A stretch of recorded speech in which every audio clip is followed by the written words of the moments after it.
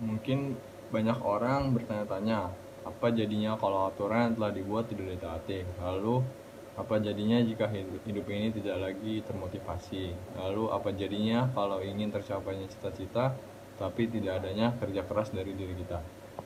Eh, Mungkin jawabannya adalah manusia boleh saja berhayal, tetapi hayalannya harus diarahkan pada keinginan atau cita-cita untuk lebih baik lagi di masa yang akan datang, baik di dunia maupun di akhirat. Agar hidup yang sekali ini bermakna dan bermanfaat, kita harus menggunakannya semaksimal mungkin. Karena jika tidak ada usaha dari orang tersebut untuk menggapai cita-citanya, maka tidak akan ada hasil yang didapatkan oleh orang tersebut. Pentingnya taat kepada peraturan. Taat memiliki arti tunduk kepada Allah Subhanahu wa taala, pemerintah atau pemimpin dan sebagainya.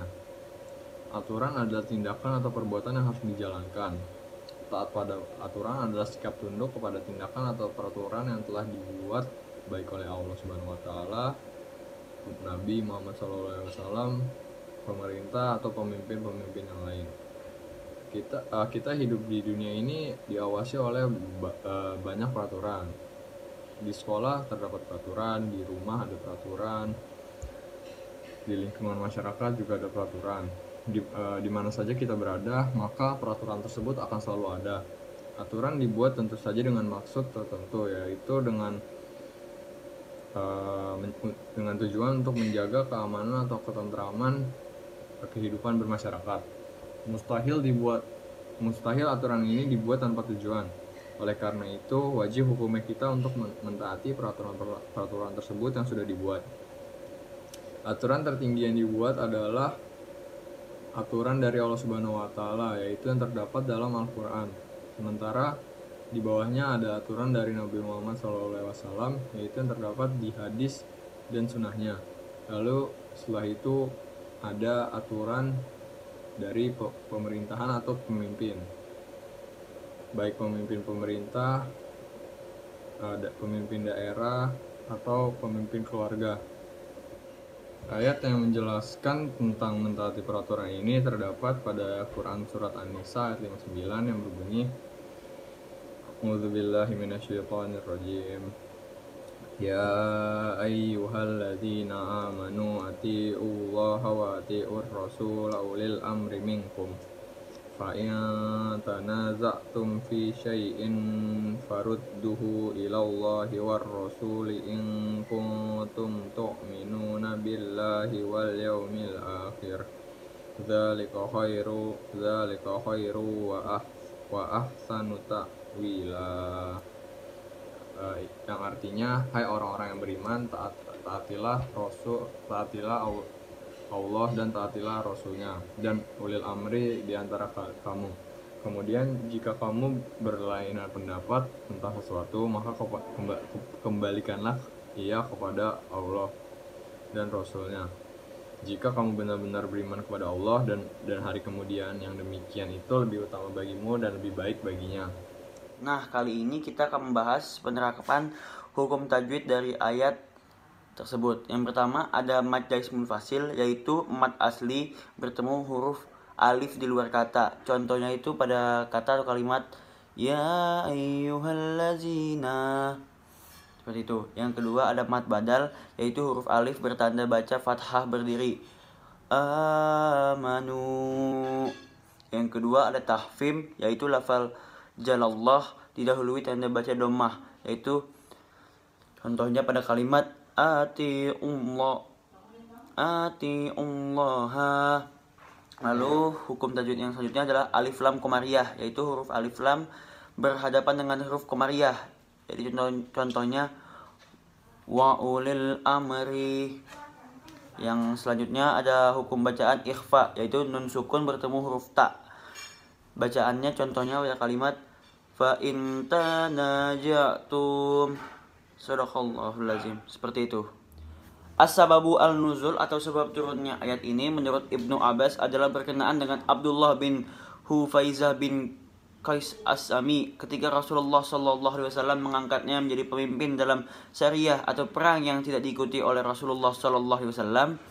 As-Sadi berpendapat bahwa ayat ini turun berkenaan dengan Amr bin Yasin dan Khalid bin Walid ketika keduanya diangkat oleh Rasulullah Sallallahu Alaihi Wasallam sebagai pemimpin dalam syariah. Dalam Quran surat An-Nisa ayat 59 diperintahkan kepada kita untuk menaati perintah Allah Subhanahu wa taala, perintah Rasulullah sallallahu alaihi wasallam dan perintah ulil amri. Tentang pengertian ulil amri di bawah ini akan kita berikan berbagai pendapatnya. Nah, pendapat yang pertama yaitu oleh atau pendapat dari ulama kita yaitu Abu Ja'far Muhammad bin Jarir At-Tabari. Yaitu pendapatnya arti ulul amri adalah umaro al-ahlul ilmi wal fiqh, yaitu mereka yang memiliki ilmu dan pengetahuan akan fikih. Sebagian ulama yang lain berpendapat bahwa sahabat-sahabat Rasulullah Sallallahu Alaihi Wasallam itulah yang disebut dengan ulul amri.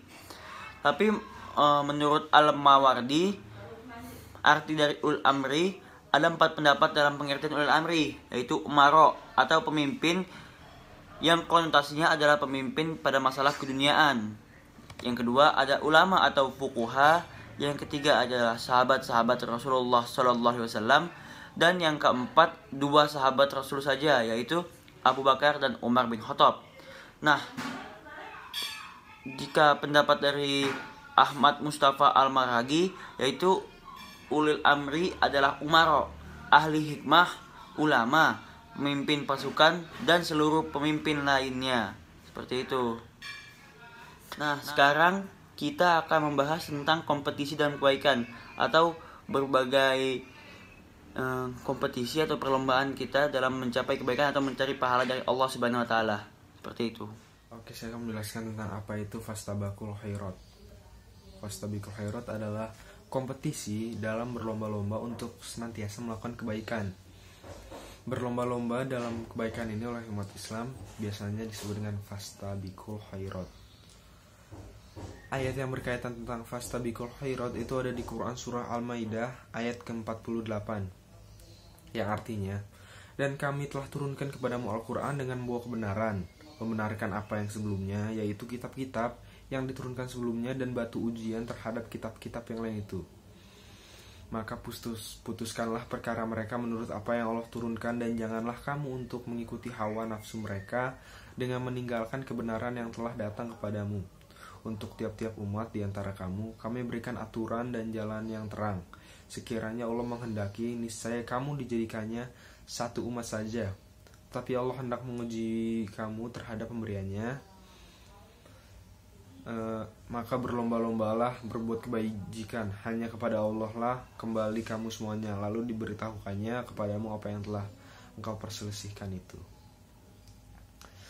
Manfaat dari kita berperilaku Fastabaqul Khairat, itu berlomba-lomba dalam kebaikan, adalah kita memiliki sikap kompetitif, akan menjadikan kita sebagai hamba yang memiliki akhlak mulia, menimbulkan rasa ikhlas dalam hati, menjadi pribadi yang bertanggung jawab dan disiplin, mendapatkan sikap istiqomah, memperoleh ridho Allah dan pahala yang banyak, menumbuhkan rasa cinta pada ajaran agama Islam.